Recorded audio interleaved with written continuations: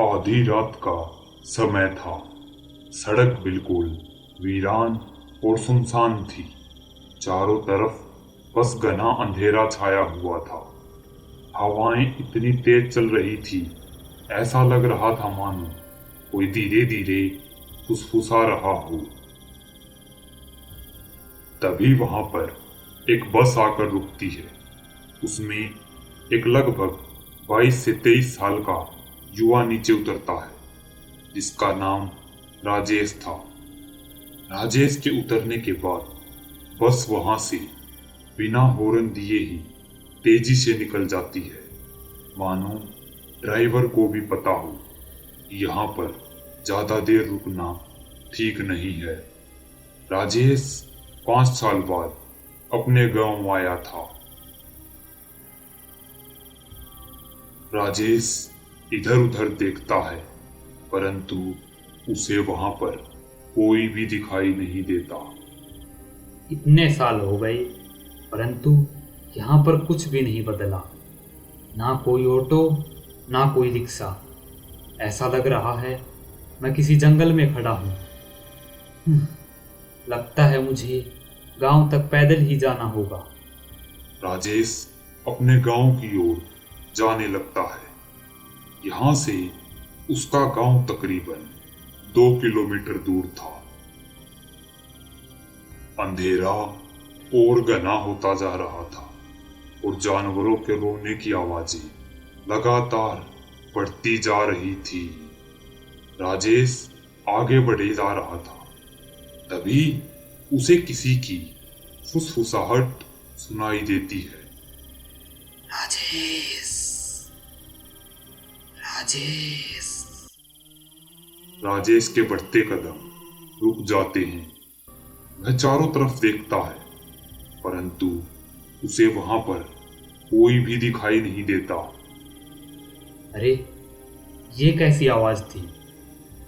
यहाँ पर तो मेरे अलावा और कोई भी नहीं है। लगता है मेरे कान बज रहे हैं। यह मेरा वहम है। राजेश आगे बढ़ने लगता है। राजेश आगे बढ़ने ही वाला था कि तभी उसके कंधे पर कोई हाथ रखता है।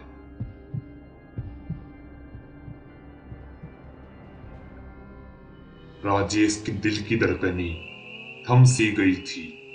उसका पूरा शरीर ठंडा पड़ जाता है। वह सोचता है कि मेरे पीछे कौन है। राजेश धीरे धीरे मुड़ता है तो देखता है कि उसके पीछे एक बूढ़ा आदमी खड़ा हुआ था।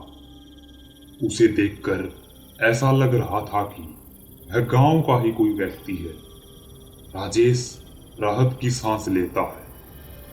उफ, तो आप हैं। आप कौन है काका? राजेश उस बूढ़े आदमी से पूछता है, परंतु वह बूढ़ा आदमी कुछ भी नहीं बोलता। वह बस लगातार राजेश को घूर रहा था। उसे ऐसे चुपचाप खड़ा देखकर राजेश सोचता है, लगता है यह बूढ़ा कोई पागल है। तब से पूछे जा रहा हूँ, परंतु यह है कि किसी भूत की तरह चुपचाप खड़ा है। राजेश अपने मन ही मन यह सब कह रहा था और उस बूढ़े की ओर देखे जा रहा था। बूढ़े के चेहरे के भाव लगातार बदले जा रहे थे। वह राजेश को घूरते हुए कहता है, इतनी रात में तुम यहाँ पर क्या कर रहे हो? क्या तुम्हें पता नहीं रात में इस रास्ते से कोई नहीं जाता? अरे काका, वो दरअसल बात यह है कि मैं शहर में पढ़ाई करता हूँ और 5 साल बाद अपने गांव आया हूँ। वो मेरी बस लेट हो गई थी, इसलिए गांव आते आते मुझे अंधेरा हो गया। अच्छा, तो ये बात है। ऐसा कहकर वह बूढ़ा वहां से जाने लगता है। राजेश उसे देखता रहता है और कहता है, बड़ा अजीब आदमी है, बोलो तो बोलता नहीं है, और अब देखो बिना कुछ बोले ही चुपचाप आगे बढ़ने लग गया। मुझे तो लगता है यह कोई पागल है। चलो, जैसा भी है, कोई तो मिला। अब गांव तक का सफ़र मुझे अकेले नहीं काटना होगा। अरे काका, जरा रुकिए, मैं भी आ रहा हूँ। राजेश बूढ़े के पास जाता है और दोनों साथ साथ गांव की ओर बढ़ने लगते हैं।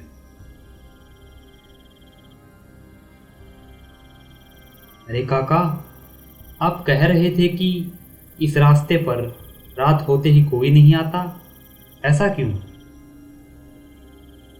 बेटा, लोग कहते हैं कि इस रास्ते पर एक सरकटा शैतान घूमता है और रात में जो भी यहां से आता है वह उसे मार डालता है। क्या? सरकटा शैतान? क्या काका, आप भी? ये भूत प्रेत शैतान कुछ नहीं होते, ये सब बस अंधविश्वास होता है। लोग कुछ भी कहते रहते हैं। ये गांव के लोगों का तो काम ही है बस मनगढ़ंत कहानियां बनाना और डर फैलाना। अच्छा, क्या तुम इसे अंधविश्वास मानते हो? हाँ काका, ये अंधविश्वास ही तो है, और क्या। ये सब बस बेफिजूल की बातें हैं। ऐसा कहकर राजेश आगे बढ़ने लगता है। राजेश कुछ दूर ही चला था, तभी वह देखता है कि वह बूढ़ा आदमी उसके साथ नहीं आ रहा। अरे, ये काका कहाँ रह गए? राजेश जब पीछे पलटकर देखता है तो उसकी आंखें डर से बड़ी हो जाती हैं। उसके पीछे वह बूढ़ा आदमी नहीं था। राजेश डर जाता है। अरे, ये काका कहाँ चले गए? अभी तो यहीं थे, अचानक से कहाँ चले गए? राजेश यह सोच ही रहा था कि तभी उसे लगता है कि उसके पीछे कोई खड़ा है।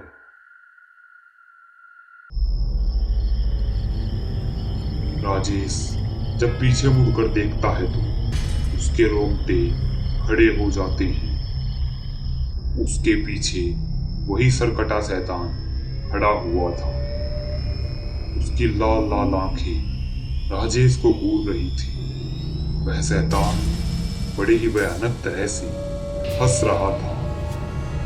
उसका चेहरा बेहद ही खौफनाक था। क्या तुम अब भी भूत प्रेतों पर विश्वास नहीं करते?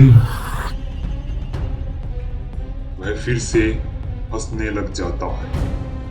राजेश का तो खून ही जम गया था। उसकी सांसें जोर जोर से चलने लग जाती है।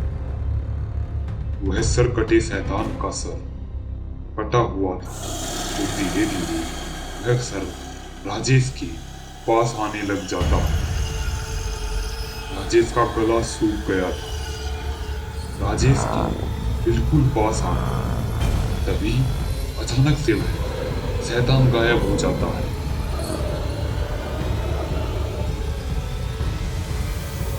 राजेश डर के मारे इधर उधर देखता है, परंतु उसे वहां पर अब वह शैतान दिखाई नहीं दे रहा था।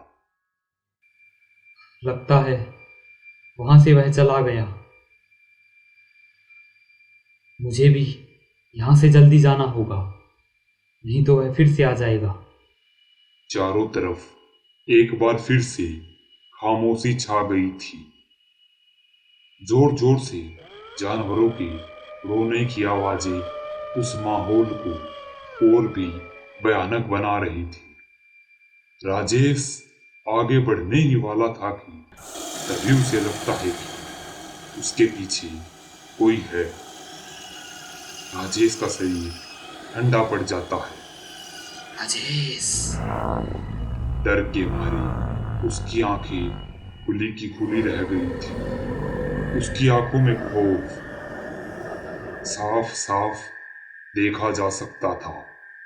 राजेश धीरे धीरे पीछे मुड़ता है तो देखता है कि वह सरकटा शैतान राजेश के पीछे खड़ा हुआ था।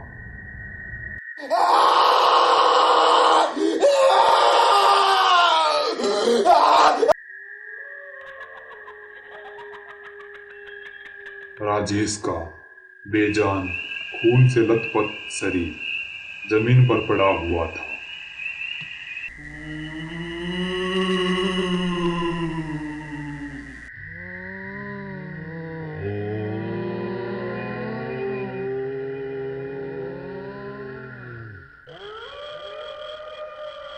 हेलो दोस्तों, तो कैसी लगी आपको ये कहानी?